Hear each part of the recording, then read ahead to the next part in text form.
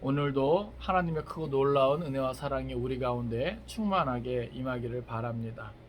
오늘 함께 나눌 말씀의 제목은 다윗을 향한 요압의 충고입니다. 한번 따라서 합시다. 다윗을 향한 요압의 충고. 요압의 충고. 예. 우리가 이제 오늘 본문 앞부분까지 이제 모든 전쟁, 싸움은 이제 종결이 되었죠. 압살롬을 중심으로 한 반란군이 이제 진압이 되었고 이제 압살롬이 이제 죽게 되었습니다. 어찌 보면 이제 싸움은 끝난 거예요. 그런데 이 일로 인해서 다윗이 큰 슬픔에 잠깁니다. 그래서 오늘 본문에 보면 압살롬의 죽음으로 인해 슬픔에 잠겨 있는 다윗의 모습을 우리에게 보여주고 있어요. 그런데 이 슬픔이 이제 너무 지나친 거죠. 사실 왕의 위치는요, 개인적인 감정을 너무 앞세워서는 안 되는 자리거든요.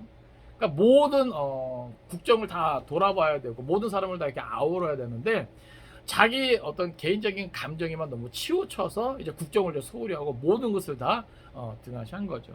근데 그때 이제 요압이 그러한 다윗에게 나아가서 이제 충고를 하게 됩니다. 그러니까 어떻게 보면은 한편으로는 좀 이렇게 충성스러운 그런 모습이기도 하고 또 한편으로는 약간 좀 오버한 듯한 그런 뉘앙스도 이제 있는 것이죠. 어찌 됐건 그걸로 인해서 다윗은 마음을 가다듬고 다시금 백성들 앞에 나아가서 이제 국정을 안정적으로 이제 시작하게 되는 겁니다. 사실 어떻게 보면요, 압살롬의 죽음은 이스라엘 전체 입장에서 보면 반역자의 죽음이 아닙니까? 그죠? 그래서 참으로 다행한 일이 아닐 수 없는 것이죠.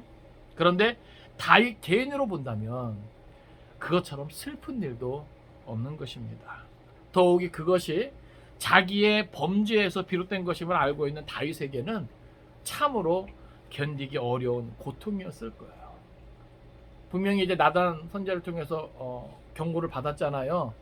그리고 그 집안에 이제 칼이 이제 쉼없이 계속 나타날 것이다. 그러니까 그 가정과 그 가문과 그 나라에 임하게 되는 하나님의 이 징계가 참 무서운 거예요. 그러니까 압살롬의 반역, 더 나아가서 압살롬의 죽음은 물론 압살롬 개인의 어떤 죄에 대한 심판이기도 하지만 그 이전에 뭐가 밑에 깔려 있는 거예요? 다윗의 범죄에 대한 하나님의 심판은 계속 뭐예요? 진행형이었다라고 하는 것이죠. 그러니까 그것을 알고 있는 다윗의 입장에서는 뭐예요? 그 모든 것이 뭐예요? 자기 때문이잖아요. 그러니까 압살롬이, 사랑하는 아들 압살롬이 개인적으로 이제 죽은 것 때문에 슬퍼하는 것도 있겠고, 더 깊은 슬픔은 뭐가 있냐면 이 모든 것이 결국 뭐예요? 자기 범죄 때문에, 자기 죄 때문에 이렇게 되어진 것이다. 압살롬도 죽고 또 많은 나라 백성들이 죽고, 예? 그러니까 그 슬픔이 뭐예요? 큰 것이죠. 그래서 압살롬이 죽었다는 소식을 들은 다윗은 그 슬픔을 가누기 어려웠던 겁니다. 결국 모든 일을 제쳐두고 슬피 울부짖기만 한 것이죠. 그래서 사실 이런 모습은 아까 말씀드렸습니다만 한 나라의 국정을 책임지고 있는 왕으로서는 옳지 않은 것이었습니다. 더욱이 반역을 하였다가 죽임을 당한 그 압살롬의 죽음으로 인한 그의 지나친 슬픔은 오히려 그를 위하여 생명을 아끼지 않고 싸운 병사들을 마치 죄인처럼 만드는 일이 된 것이죠. 오늘 본문에도 나오지만 마치 부끄러워 도망같이 싸움에서 이긴 그 백성들이, 그 군사들이 뭐예요? 조용히 가만히 그 성읍에 들어오는 모습을 보여줘요. 근데 이건 아니잖아요, 여러분.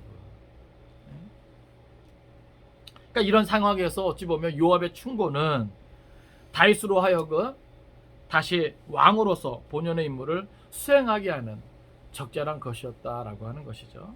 그러나 한 가지 아쉬운 점은 요압이 다윗에게 충고하는 그 과정에서 다윗의 심정을 고려하지 않고 마치 압력을 행사하듯이, 지금 요압의 유세가 대단하거든요.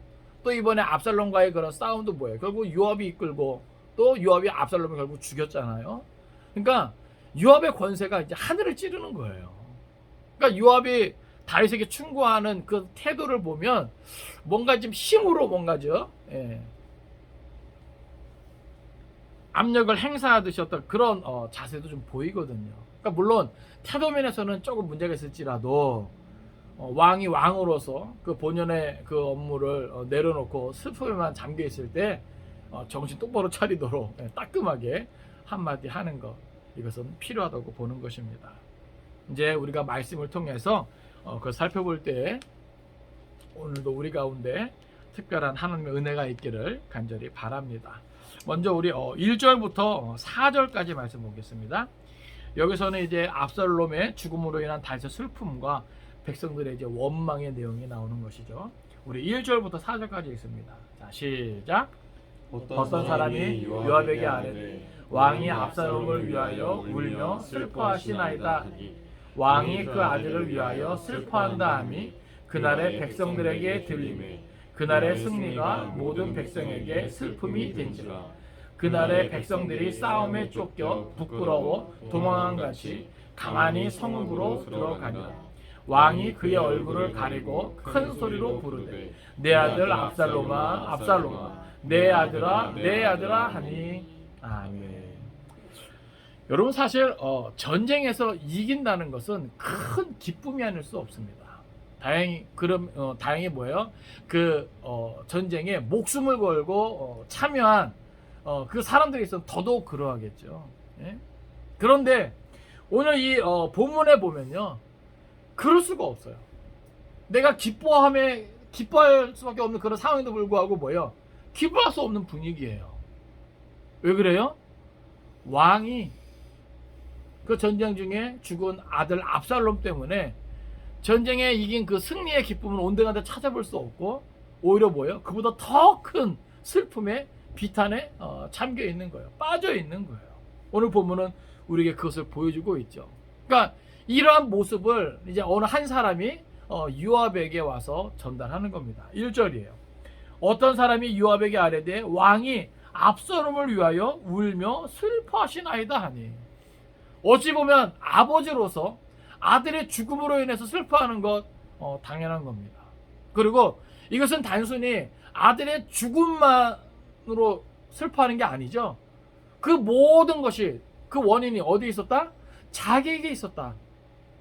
그러니까 자기 죄에 대한 어떤 심판과 징계의 결과로 이 압살롬의 죽음까지 이르는 이런 일이 생기니까 그것 때문에 더 이제 자기는 뭐예요? 아파하고 있는 것이죠. 근데 아마 다른 사람들은 이것까지는 생각 못 했겠죠. 예? 그저 뭐예요? 겉으로 드러난 왕의 슬픔에 대해서 지금 이야기하는 겁니다. 예? 그러니까 이 슬픔이 너무 지나치니까 더 이상 두고 볼 수 없어서 당시 왕 다음으로 권세가 있는 요압에게 이것이 보고가 들어가는 거예요. 그렇잖아요. 왕이 국정을 제대로 좀 돌봐야 되는데 다 손 놓고 그냥 슬퍼만 하고 있으니까. 그래서 나라가 바로 설 수 없겠죠. 지금 왕권도 지금 제대로 회복이 되지 않은 상황에서 정신 똑바로 차릴 때인데 왕이 지금 완전히 뭐예요? 정신 좀 놓고 있는 거죠. 이 보고가 이제 요압에게 들어가는 겁니다. 2절 보면 왕이 그 아들을 위하여 슬퍼한 다음이 그날의 백성들에게 들림에 그날의 승리가 모든 백성에게 슬픔이 된지라. 그러니까 지금 왕이 일하고 있으니까 전쟁에서 이긴 그 승리의 기쁨이 온데간도 없는 거예요. 그리고 기뻐해야만 하는 그날에 뭐예요? 오히려 슬픔이 되었다. 이건 말이 안 되는 것이죠. 나중에 살펴보겠지만 여러분, 한 사람이 이렇게 분위기를 뭐예요? 좌우할 수 있는 거예요. 특별히 지도자의 입장에서요. 내가 뭔가 책임 있는 자리에 있으면 그 한 사람이 뭐예요? 전체 분위기를 좌지우지할 수 있다는 말이죠. 그러니까 오늘 우리는 좀 그럴 필요가 있는 것 같아요. 뭔가 좀 내가 개인적인 어떤 감정도 있을 수도 있지만, 사정도 있을 수도 있지만, 뭔가 나 개인만의 일이 아니라 다른 사람들과의 관계 속에서 되어지는 어떤 공적인 일이라든지 책임 있는 위치에 있다면 내 개인적인 감정은 뭐예요? 좀 다스릴 수 있어야 된다. 이것이 좀 성숙한 신앙인의 모습일 수 있겠죠. 그런데 다윗은 그러지 못했어요. 그만큼 뭐예요? 그 슬픔이 컸다라고도 할 수 있고, 여기는 뭐야? 죄책감이나 어떤 이런 뉘우침이나 어떤 회개의 어떤 통의 어떤 그런 눈물도 포함됐겠죠. 그러니까 하나님 앞에서 뭐예요? 처절한 몸부림을 치는 거예요. 사실 이 19장부터는요. 다윗이 이제 왕권의 어떤 그런 회복을 위한 움직임이 조금씩 보이거든요. 근데 이 왕권을 위한 이 회복을 위한 몸부림에서 사실은 뭐예요? 이 모든 슬픔을 딛고 일어서야 되는 거거든요. 예? 지금까지는 마치 12장에서 18장까지는 다윗의 범죄로 인한 그러한 심판과 징계에 대한 그런 내용들을 다루었다면 19장부터는 이제 그러한 징계와 어떤 그런 슬픔 속에서 그것을 딛고 일어서 다시금 뭐예요? 왕권 회복을 위한 그 길로 이제 나아가는 그것을 우리에게 보여주고 있는 그런 부분입니다. 어찌됐건 지금 상황은 이래요. 왕이 그 아들을 위하여 슬퍼한 다음이 그날의 백성들에게 들림에 그날의 승리가 모든 백성에게 슬픔이 된지라. 그러니까 여러분 이게 백성들에게 어떤 생각을 하게 하는 거예요? 아, 왕은 전쟁에서 이긴 게 기쁘지 않은가 보다. 우리가 목숨 걸고 싸워 이루어낸 이 승리가 기쁘지 않은가 보다.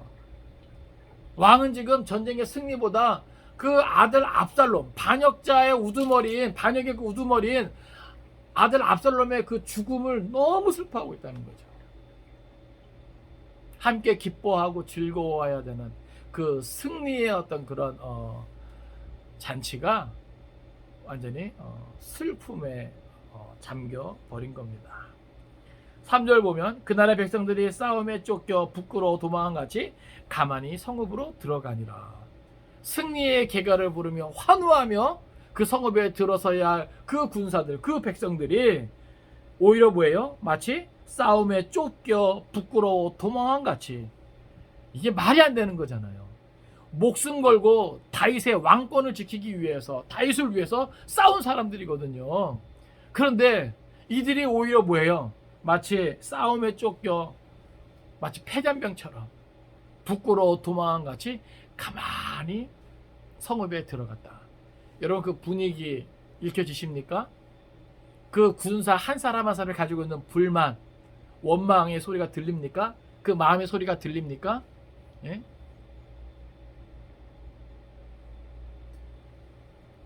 4절에 보면 다윗은 그런 거 신경 쓸 겨를도 없어요. 자기를 위해서 목숨을 걸고 승리를 쟁취한 그 백성들, 그 군사들의 사기가 어떻게 되든지 그거 신경 쓸 겨를이 없어요. 4절에 보면 왕이 그의 얼굴을 가리고 큰 소리로 부르되 내 아들 압살롬아, 압살롬아, 내 아들아, 내 아들아 하니. 다윗은 오직 뭐예요? 자기 감정에만 몰두하고 있는 것이죠. 여러분 이 모습 어떻습니까? 하나님의 마음에 합한 사람 다윗이에요. 이스라엘 역사상 가장 위대한 왕 다윗이에요. 그런데 물론 아들을 잃은 슬픔은 이해는 하지만 사실 이렇게까지 지나친 슬픔을 안기는 것은 옳지 않은 것이죠. 그래서 요압이 나서는 겁니다. 이제 5절에서 7절까지는 다윗 왕을 향한 요압의 이제 충고예요. 그러니까 요압은 원래 이런 사람이죠. 그러니까 어찌 보면 사실 주위에 이런 사람도 필요합니다. 합리적인 이성을 가지고, 물론 요압은 자기만을 위한 결정을 한 것이죠. 그러니까 요압이 특별히 뭐 다윗을 뭐 생각해서 뭐 이런 모습이 비춰지는 것 같지만 사실은 뭐예요? 나중에도 이제 나오지만 결국 이 요압은 좀 야욕이 있는 사람이거든요. 그리고 이제 좀 합리적인 이성을 가지고 뭔가 자기의 어떤 열망을 좀 이렇게 끌어내는 그런 사람이에요. 근데 지금 다윗의 모습을 보니까 뭐예요? 백성들의 사기가 이거 말이 아니거든요. 더군다나 뭐예요? 요압은 군대 장관이잖아요. 그러니까 자기가 이제 가만히 있을 수 없는 것이죠. 자, 어떤 자세로 다윗에게 충고하는지, 어떤 내용으로, 자 우리 같이 한번 읽어보겠습니다. 자 시작. 요압이 집에 들어가서 왕께 말씀드리되 왕께서 오늘 왕의 생명과 왕의 자녀의 생명과 처첩과 비빈들의 생명을 구원한 모든 부하들의 얼굴을 부끄럽게 하시니 이는 왕께서 미워하는 자는 사랑하시며 사랑하는 자는 미워하시고 오늘 지휘관들과 부하들을 멸시하심을 나타내심이라. 오늘 내가 깨달으니 만일 압살롬이 살고 오늘 우리가 다 죽었다면 왕이 마땅히 여기실 뻔하였나이다. 이제 곧 일어나 나가 왕의 부하들의 마음을 위로하여 말씀하옵소서. 내가 여호와를 두고 맹세하옵나니 왕이 만일 나가지 아니하시면 오늘 밤에 한 사람도 왕과 함께 머물지 아니할지라. 그리하면 그 화가 왕이 젊었을 때부터 지금까지 당하신 모든 화보다 더욱 심하리이다 하니 아멘. 아멘. 자, 요압의 이 충고의 내용을 보면 맞는 말이에요. 맞는 말이에요. 맞는 말이긴 한데 그 분위기가 뭐예요? 심상치 않죠. 예? 우리가 이제 그걸 좀 잘 생각을 해야 되는데 올바른 상황 속에서 올바른 충고를 한다 할지라도 뭐예요? 올바른 태도가 꼭 뭐예요? 같이 가야 되는 거예요. 이게 참 좋은 말이고 맞아요. 근데 우리 그런 거 있잖아요. 맞는 말인데 인정하고 싶지 않은. 그죠? 그거 왜 그런가요? 기분 탓인가요? 왜 그래요? 그렇게 맞는 소리를 해주는 그 사람의 태도가 마음에 안 들어요. 나를 마치 무시하는 것 같고 나를 업신 여기는 것 같고, 그죠? 그러니까 우리가 여기서 이제 지혜를 배우는 거예요. 요압의 말은 틀린 게 하나도 없어요. 신하로서, 충성된 신하로서 왕이 정신 차리지 못하고 국정을 돌보지 않고 슬픔에만 잠겨 있을 때, 그리고 왕과 함께한 그 백성들의 분위기가 심상치 않을 때 이런 올바른 충고, 충정의 어떤 이런 소리는 필요합니다. 그런데 한 가지 더 올바른 태도와 자세를 가지고 왕을 존중하면서 해야죠. 이건 마치 뭐예요? 자기 힘을 가지고 권세를 가지고 뭐예요? 협박하듯이 왕을 뭐예요? 코너로 완전히 몰아붙이는 것이죠. 이건 아닌 것 같다. 자, 먼저 내용을 살펴볼까요? 요압이 집에 들어가서 왕께 말씀드리되 왕께서 오늘 왕의 생명과 왕의 자녀의 생명과 처첩과 비빈들의 생명을 구원한 모든 부하들의 얼굴을 부끄럽게 하시니. 자, 뭐가 지금 부끄럽게 한 거예요? 아까 우리 앞뒤로 살펴보았지만 전쟁에서 이겼어요. 그러면 승리의 개가를 부르고 환호성을 지르며 성읍에 들어와야 되는데 마치 뭐예요? 싸움에 쫓겨 패잔병처럼 부끄러워 도망같이 뭐야? 가만히 성읍에 들어오겠다. 무엇이 이렇게 한 거예요? 왕이 오히려 그 승리를 축하하고 격려하고 위로하고 잔치를 베풀어야 되는데 그런 거 신경 쓰지 않고 뭐예요? 자기 개인적인 감정에 사로잡혀서 슬퍼하기만 하니까 기뻐도 기쁨의 그 표현을 할 수 없는 거예요. 그러니까 지금 그러한 잘못된 왕의 태도를 뭐예요? 지금 드러내고 있는 것이죠. 그러면서 뭐예요? 왕의 마음을 콕 찌릅니다. 이는 왕께서 미워하는 자는 사랑하시며. 이게 뭐예요? 지금 압살롬은 아버지 하나님께서 기름 부어 세우신 그 아버지 다윗 왕을 뭐예요? 죽이고자 반역을 꾀한 것이죠. 많은 군사를 동원해서 요단을 건넌 것이죠. 뭐 하기 위해서? 그 압살롬이 뭐예요? 다윗 왕을 미워하여 죽이고자 함이거든요. 그래서 자기가 왕권을 찾기 위함이거든요. 그런데 이는 왕께서 미워하는 자는, 그러한 압살롬은 뭐야? 사랑하시며. 왜요? 그를 위해 그만큼 슬퍼하니까. 압살롬만을 생각하니까. 예? 또 여기 보면 사랑하는 자는 미워하시고. 여러분, 여기서 이 사랑이라고 하는 것은요, 다윗을 위해서 목숨까지도 내어놓고 싸운 군사들을 의미하는 겁니다. 여러분, 이 사랑은요, 목숨까지도 뭐 할 수 있는 거예요? 내어줄 수 있는 거예요. 그러니까 이 군사들은요, 자기의 모든 것을 누구를 위해서? 다윗을 위해서 내놨거든요. 그만큼 뭐예요? 다윗을 아끼고 위하고 사랑하는 것이죠. 그래서 지금 다윗은 뭐예요? 그러한 군사들의 어떤 사기 이런 거는 외면하고 있는 거예요. 오히려 죽은 압살롬, 반역자의 모습으로 죽은 그 압살롬만 생각하고 슬픔에 잠긴 것이죠. 물론 그 안에는 모든 게 다 자기의 죄 때문이다라고 하는 죄책감, 그 다음에 다시 한번 하나님을 향한 통의 어떤 그런 눈물, 슬픔도 있었겠죠. 근데 다른 백성들이 그걸 어떻게 알아요? 겉으로 드러난 다윗의 모습은 그저 뭐예요? 아들만을 생각하는. 그러니까 요압이 이렇게까지 말하는 것이죠. 오늘 지휘관들과 부하들을 멸시하심을 나타내심이라. 오늘 내가 깨달으니 만일 압살롬이 살고 오늘 우리가 다 죽었다면 왕이 마땅히 여기실 뻔 하였나이다. 그러니까 요압은 뭐예요? 이렇게까지 말할 수 있는 거예요. 그만큼 뭐예요? 다윗의 분위기가 이렇게 만들었다. 근데 여러분 생각을 해보세요. 만약에 다윗을 위해서 목숨을 걸고 싸운 군사들이 다 죽었어요. 그리고 압살롬이 이겼단 말이죠. 그럼 다윗이 기뻐했을까요? 그건 또 아니란 말이에요. 그건 이만큼 뭐예요? 요압이 지금 뭐예요? 다윗의 마음을 아프게 찌르는 거예요. 왜 우리 그런 거 있잖아요. 틀린 말 하나도 없는데 괜히 아파요. 그죠? 예? 그런 거 있어요, 없어요? 있잖아요. 부부싸움 중에서도 부모 자식 간에도, 예? 또 대인 관계 속에서, 예? 직장 관계 속에서도 왜 그런 걸 우리가 경험하잖아요. 분명 맞는 말이에요. 내가 실수했고 내가 잘못했고, 예? 분명 맞는 말이에요. 그런데 괜히 이상하게 기분 나쁘게 아파요. 아마 모르긴 몰라도 요압이 이렇게까지 말했을 때 다윗은 슬퍼하면서도 좀 괘씸하다는 생각이 좀 들지 않았을까요? 아니 내가 아무리 그래도 나를 위해서 목숨 걸고 싸운 사람들이 다 죽었다고 내가 그것을 마땅히 여기고 기뻐할까? 나를 그런 수준밖에 안 본다고? 콱 그냥 이런 생각 들지 않겠어요? 거기다가 요압은 더 나가요. 이제 협박까지 합니다. 7절 보면 이제 곧 일어나 나가 왕의 부하들의 마음을 위로하여 말씀하옵소서.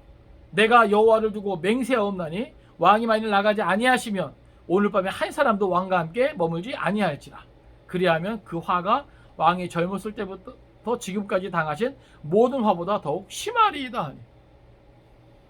자, 요압은 다윗을 한번 아프게 콕 찌른 다음에 이제 곧 일어나 나가 왕의 부하들의 마음을 위로하여 말씀하옵소서. 이게 뭐예요? 마음 추스리고 정신 차리고 왕의 본연의 그 직무에 최선을 다하라는 거예요. 목숨 걸고 싸워 이기고 돌아온 그 백성들에게 승리를 취하고 축하하고 격려하고 위로하고 잔치를 베풀고, 예? 그 마땅한, 예? 그것을 다 해주라는 거죠.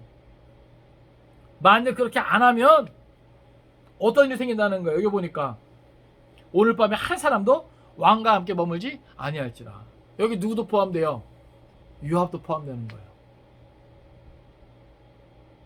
이 분위기 어떤 분위기인지 아시겠습니까? 요압은요 다윗 다음으로 권세가 있는 사람이에요. 근데 지금 군사들의 분위기가 사기는 완전히 땅에 떨어졌고 분명히 이겼는데 이긴 게 아닌 게 돼버렸어요. 승리의 기쁨을 온데간데 없고 그냥 슬픔이 되었다 그랬어요. 승리의 개가를 부르면서 성읍에 돌아온 것이 아니라 부끄러워 도망한 같이 가만히 들어왔다 그랬어요. 이 분위기 어쩔 거냐 그런 거죠.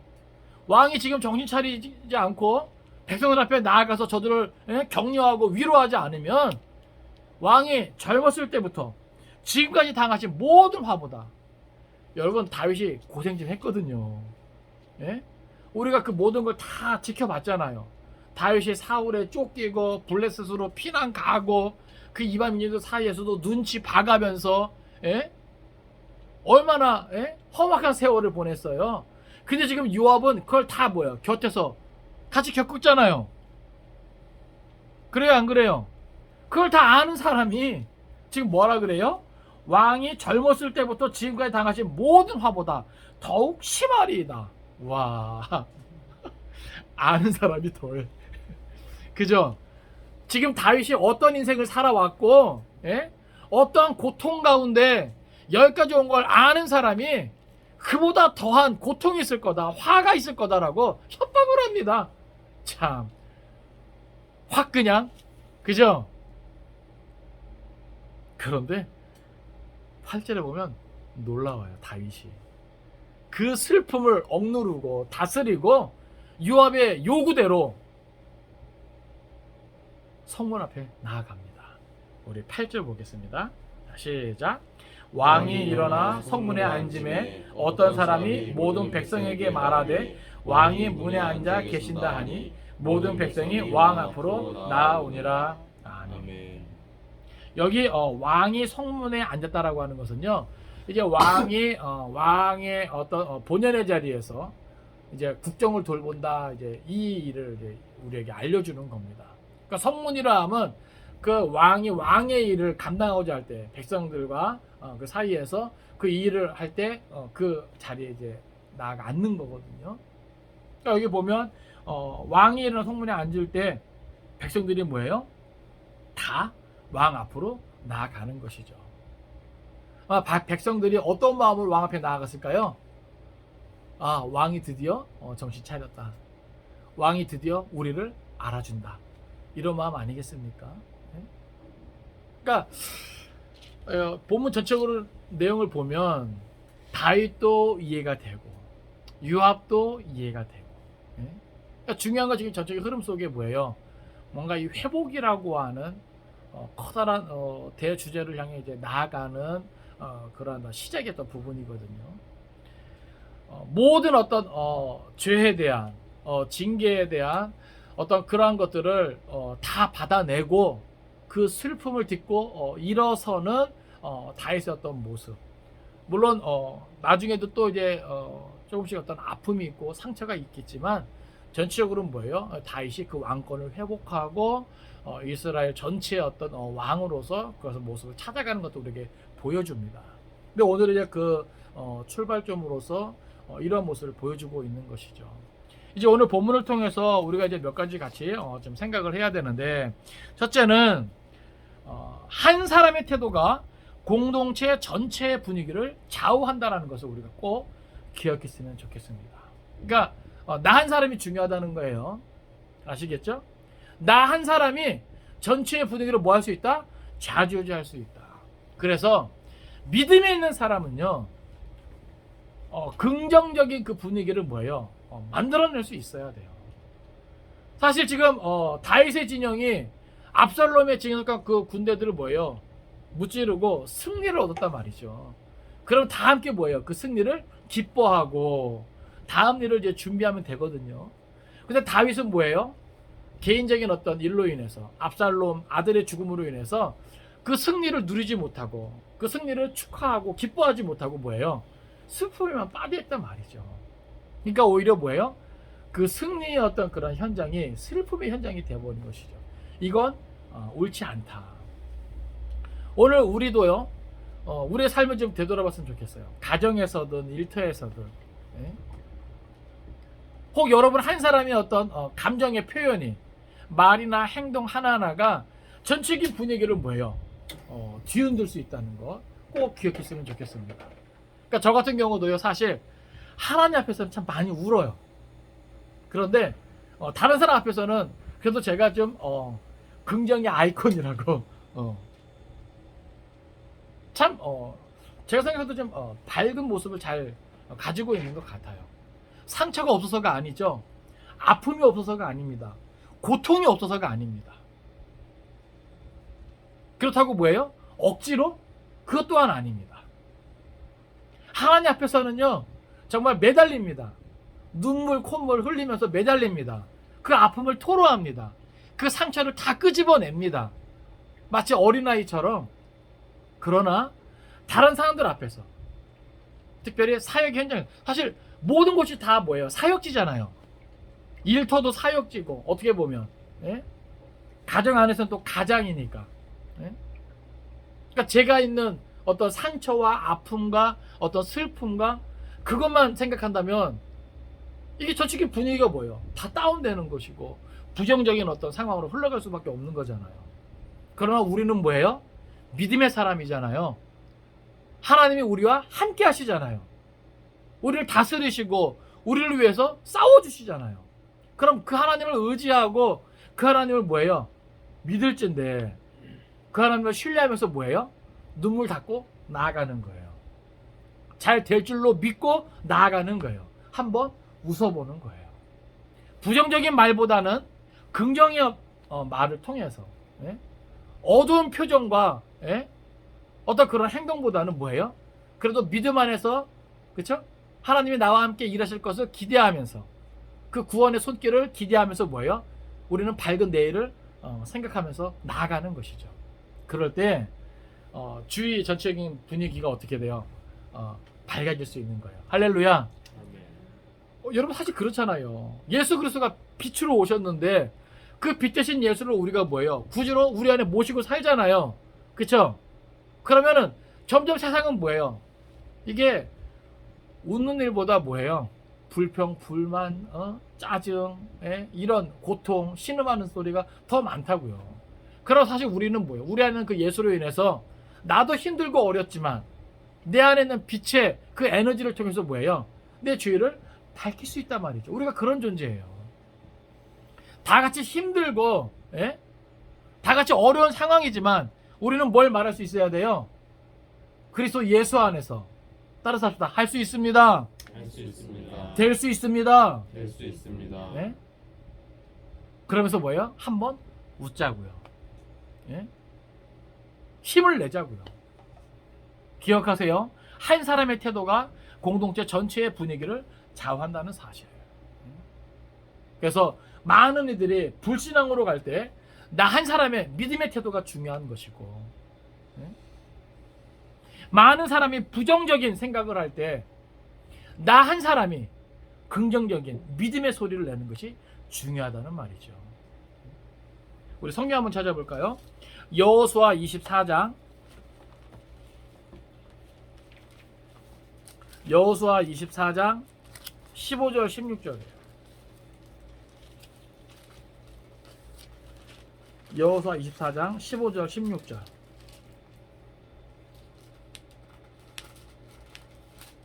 우리 14절부터 읽을까요? 14절부터 16절까지. 시작. 그러므로 이제는 여호와를 경외하며 온전함과 진실함으로 그를 섬기라. 너희의 조상들이 강 저쪽과 애굽에서 섬기던 신들을 치워버리고 여호와만 섬기라. 만일 여호와를 섬기는 것이 너희에게 좋지 않게 보이거든 너희 조상들이 강 저쪽에서 섬기던 신들이든지 또는 너희가 거주하는 땅에 있는 아모리 족속의 신들이든지 너희가 섬길 자를 오늘 택하라. 오직 나와 내 집은 여호와를 섬겠노라 하니 백성이 대답하여 이르되 우리가 결단코 여호와를 버리고 다른 신들을 섬기기를 하지 아니하오리. 아멘. 그러니까 지금 많은 이들이 뭐예요? 여호와를 떠나 불신앙의 모습으로 다른 신을 섬기는 그런 지경까지 이르니까 여호와가 뭐예요? 뜻을 정하고 백성들 앞에 서서 이렇게 이야기하는 것이죠. 특별히 노년에 말년에 지금 굳은 뭐예요? 각오를 하고 하는 거예요. 그러니까 지금 이 분위기를 통해서 뭐예요? 여호수아가 그 전체 공동체 분위기를 확 휘어잡고 있죠. 그러면서 이들이 뭐예요? 말하잖아요. 우리가 결단코 여호와를 버리고 다른 신들을 섬기기를 하지 아니하오리니. 그러니까 이때만큼은 뭐예요? 진짜 여호수아와 같이 여호와만 섬기겠다 그랬습니다. 그런데 여호수아와 장로들이 다 죽고 나서 나중에 뭐예요? 또다시 여호와를 버리고 떠나죠. 그러니까 그때마다 위대한 소수 이게 필요한 것 같아요. 이 분위기를 뭔가 역전시킬 수 있는 위대한 소수. 오늘 저와 여러분이 그 일들을 온전히 감당할 수 있기를 바랍니다. 또 한 가지 생각할 수 있는 것은 성도는 필요할 때 할 말을 할 수 있는 용기를 가져야 한다라고 하는 거예요. 여러분 요압이 다윗에게 한 말은요 사실 쉽지 않은 거예요. 왕이 승리의 기쁨도 신경 쓰지 않고 슬픔에 잠겨 있단 말이죠. 누가 가서 감히 왕의 심기가 불편한 말을 합니까? 그죠?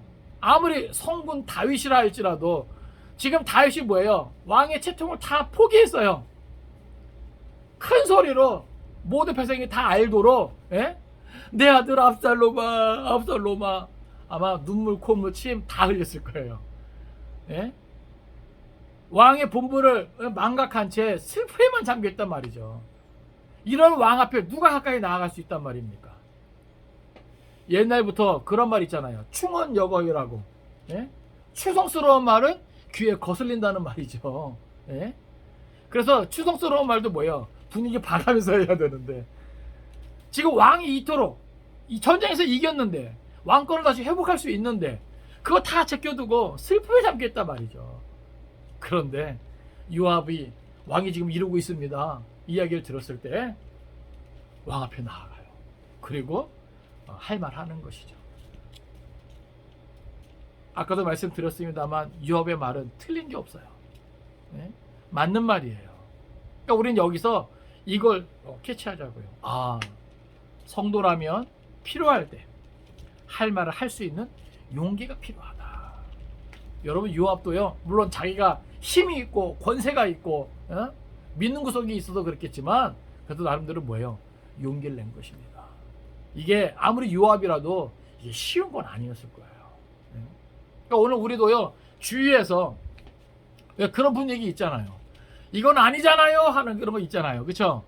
옳지 못한 것을 봤을 때, 옳지 못한 일을 보았을 때, 아무리 나보다 권세가 있고 힘이 있는 자리에 있는 사람이라 할지라도 뭔가 아닌 건 아니다라고 말할 수 있는 그러한 용기, 오늘 성도라면 이것이 필요하다. 성경 한번 찾아볼까요? 잠언 28장.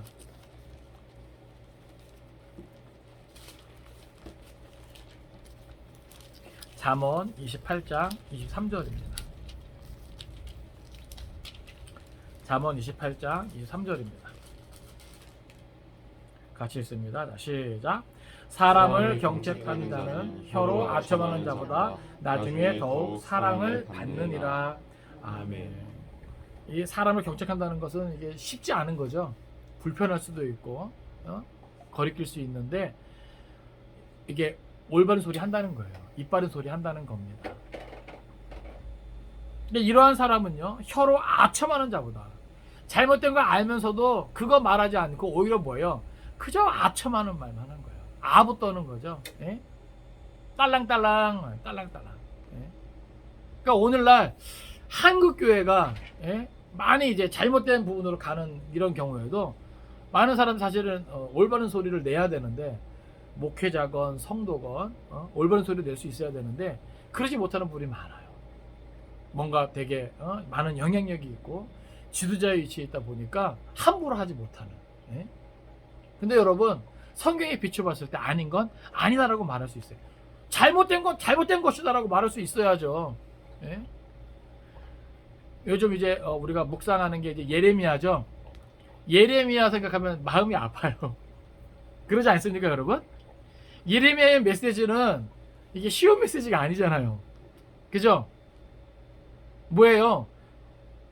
나라가 망한다는 메시지를 전해야 되거든요. 너희 돌이키지 않으면, 회개하지 않으면 망한단 말이야. 그런 메시지를 전해야 되는 사명이 오늘 시대에 누구에게 있다? 성도들에게 있다. 성도들에게 있다. 사업하면서도 옳지 못한 부분 볼 수 있잖아요. 학교 생활이나 나중에 또 우리 하민이 또 연기하면서도 옳지 못한 부분도 있을 수 있거든요. 저도 또 이제 목회하면서 또 일하면서 옳지 못한 부분도 볼 수 있는데,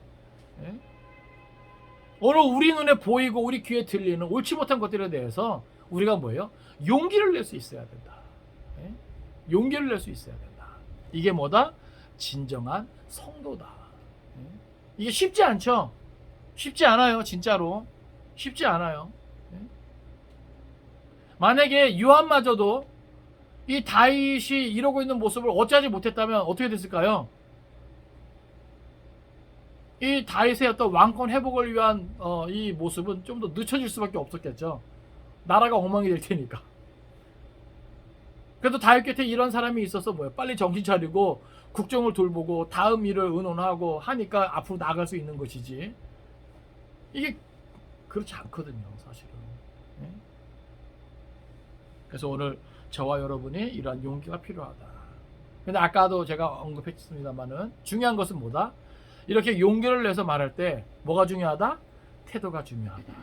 태도가 중요하다. 사실 요압의 태도는 조금 뭐예요? 강압적인 어떤 그런 게 있죠. 마치 위협하는, 예? 협박하는. 근데 가장 좋은 태도는 역지사지가 제일 중요한 것 같아요. 우리 성경 한번 찾아볼까요? 히브리서 13장.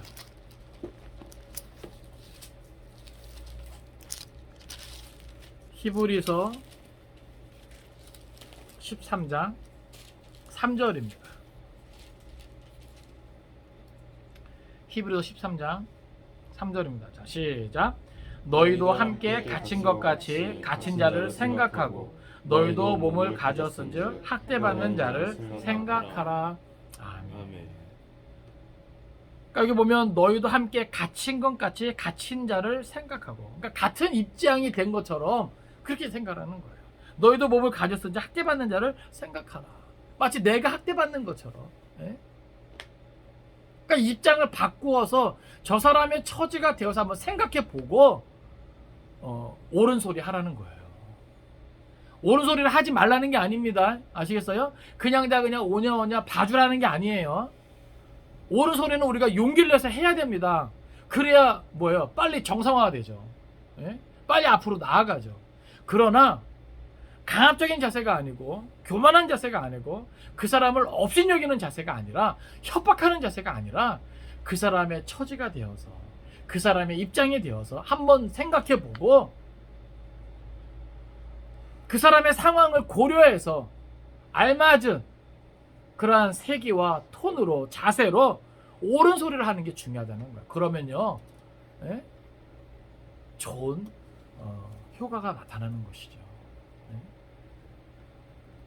사실 요압이 이렇게 말하면요, 모르겠어요. 받아들일 수 있는 사람이 얼마나 될지. 그래요, 안 그래요? 예? 누군가 충고를 이렇게 한다? 협박하듯이 한다?